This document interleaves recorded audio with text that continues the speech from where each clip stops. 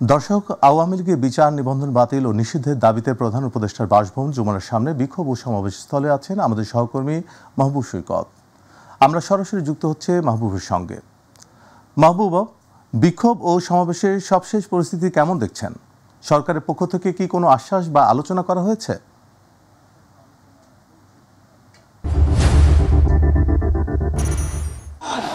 ধন্যবাদ সাইদ। আসলে কালকে রাত থেকে যে স্রোত, জনস্রোত এই যমুনা অভিমুখে, সেই স্রোত কিন্তু ইতিমধ্যেই আরও বাড়তে শুরু করেছে। আমরা দেখছি যে জুমার নামাজ কিন্তু এই জনতা রাজপথে পড়েছে এবং ইতিমধ্যেই যমুনার ঠিক সামনাসামনি যে বসে পড়েছিল আওয়ামী লীগ নিষিদ্ধের দাবিতে যে জনস্রোত, সেটি ঠিক একটু সরে ডিএমপির সরাসরি যে রাস্তাটা সেটিতে এসে এখন স্ট্রেচ করে এই কর্মসূচি উদযাপন করছে।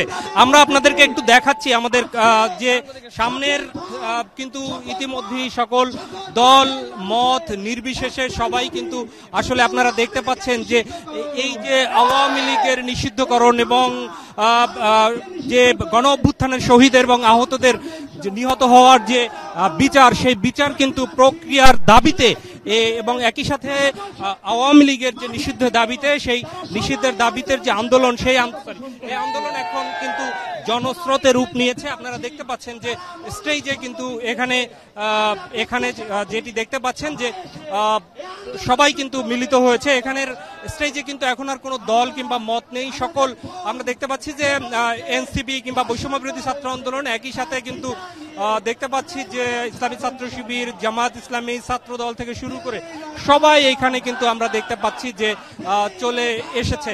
আমরা একটু সামনে দেখাচ্ছি যে বক্তব্য দিচ্ছে যারা, তাদের একটু আমরা কথা শুনছি যে কি হচ্ছে।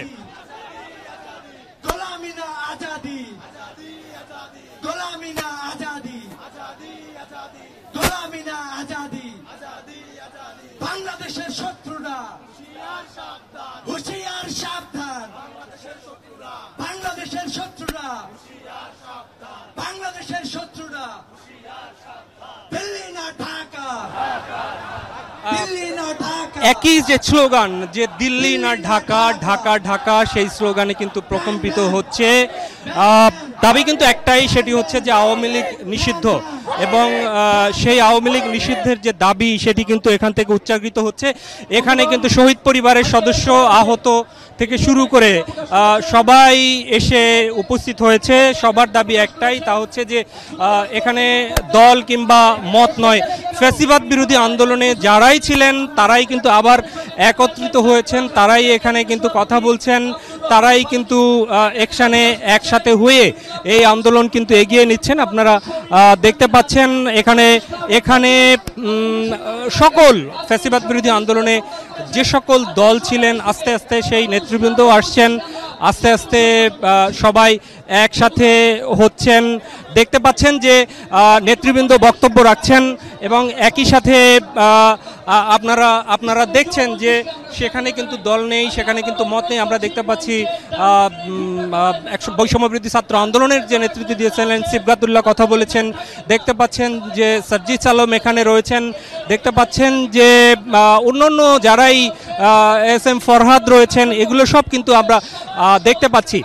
একটি শুধু পরিবর্তন হয়েছে, তা হচ্ছে যে যমুনার সামনে যে জনস্রোত ছিল সেখানে কিন্তু অল্প কিছু জনস্রোত আছে, কিন্তু বাকি তারা এখন কিন্তু স্ট্রেচ করে, একদম স্ট্রেচ করে তারা এখন এখানটায় অবস্থান নিয়েছে। ঠিক পাশে ঠিক বিল্ডিং সংলগ্নই, ভবন সংলগ্নই যে জায়গাটা রয়েছে সেখানেই আছেন। আমরা এখানে একজনের সাথে একটু কথা বলি, জাতীয় পতাকা হাতে নিয়ে। দাবি তো বৈষম্য বিরোধী আন্দোলনের একসাথে হয়েছিলেন, আজকে কি কোনো দলের ব্যানারে আপনারা একসাথে হয়েছেন? আজকে আপনারা দেখেছেন ক্যাপ্টেন হাসনাত আব্দুল্লাহ সবাইকে আহ্বান জানিয়েছেন।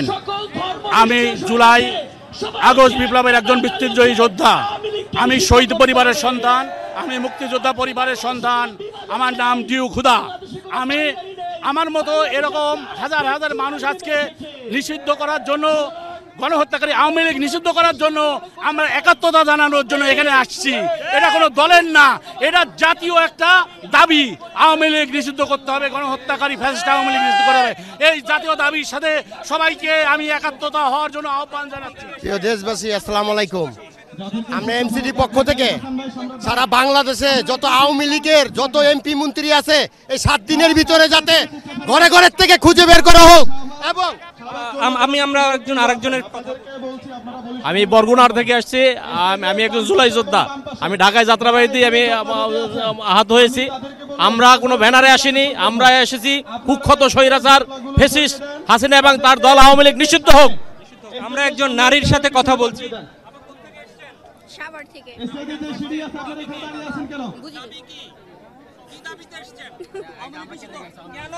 কেন এসছেন দাবি কি? আমরা আসছি এখানে স্বৈরাচারের বিরুদ্ধে আন্দোলন করতে। আওয়ামী লীগ নিষিদ্ধের দাবিতে আমরা এখানে এসেছি। কত লোকজন মনে করছেন যে মিলিত হবে?